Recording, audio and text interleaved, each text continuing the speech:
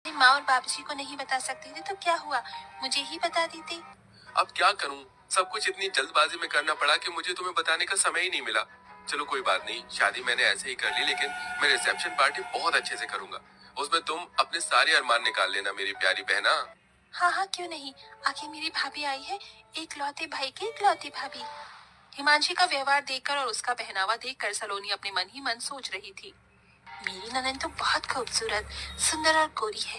काश कि मैं भी इतनी गोरी और सुंदर होती तो अच्छा होता, लेकिन मैं अपनी ननद की जैसी नहीं हूँ। मेरा रंग सांवला है।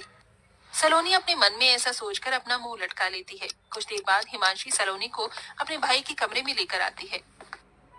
भाभी जी, आपको अगर किसी भी चीज की जरूरत हो तो मुझे बता देना, मैं यहीं पर हूँ।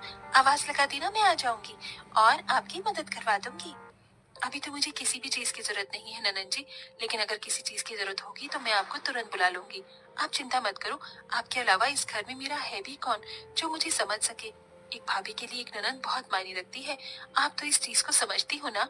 हाँ हाँ, क्यों नहीं मेरी प्यारी भाभी, बिल्कुल समझती हूँ। आप चिंता मत करो, मेरे रहते इस घर में आपको कभी किसी चीज की परेशानी होगी ही नहीं।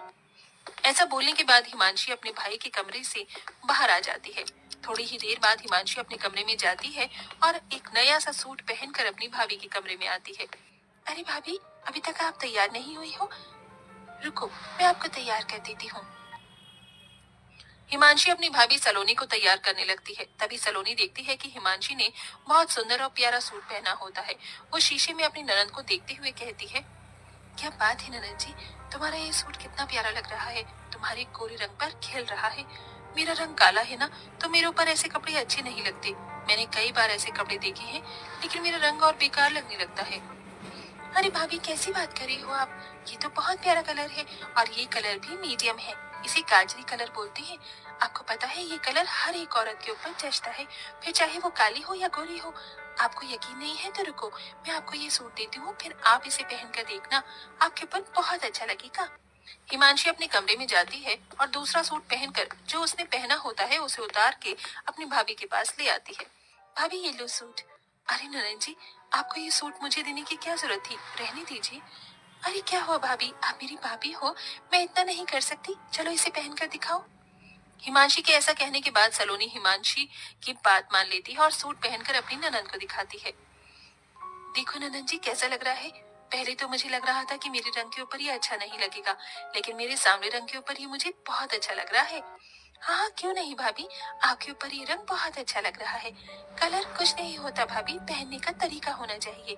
आपके ऊपर ये सच में बहुत अच्छा लग रहा है। आज से आप इसे अपने पास ही रख लो।